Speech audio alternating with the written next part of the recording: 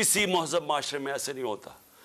फिर उसको उन्होंने जाके ह्यूमिलिएट करने की कोशिश की, ज़लील करने की कोशिश की। वही कपड़े उतारने का शौक़ है इनको कि किसी तरह उसको ज़लील करें, उसको मारें, मारा मूरा।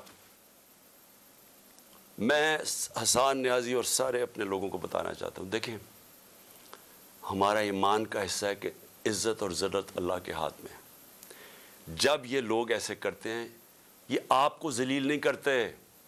ये जो जालिम, जब ये बुज़दिल लोग जेलों के अंदर जब लोगों को मारते हैं और ये टॉर्चर करते हैं, ये अपने आप को ज़लील करते हैं।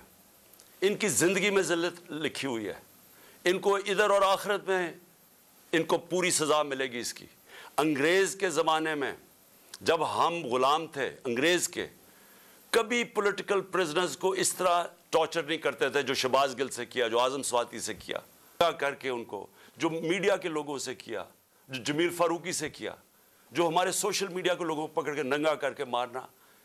ये कोई महज़ब माशरे में ऐसे नहीं होता। आज़ाद मुल्कों के अंदर ये नहीं होता।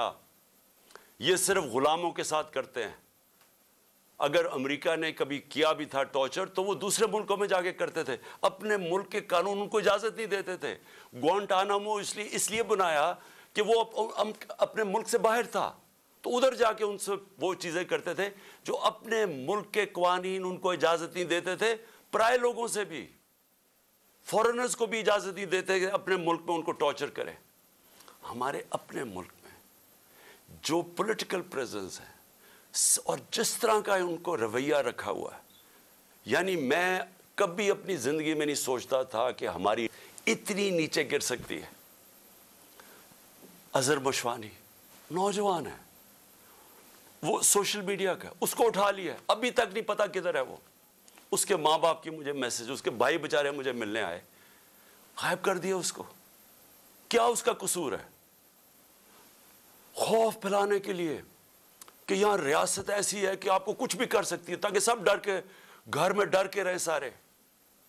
शाहिद हुसैन इंग्लैंड में कामयाब बिजनेसमैन, एक पाकिस्तान की दर्द रखता हुआ कि जी मैं मुल्क के लिए कुछ करना चाहता हूँ, वो यहाँ काम कर रहा था।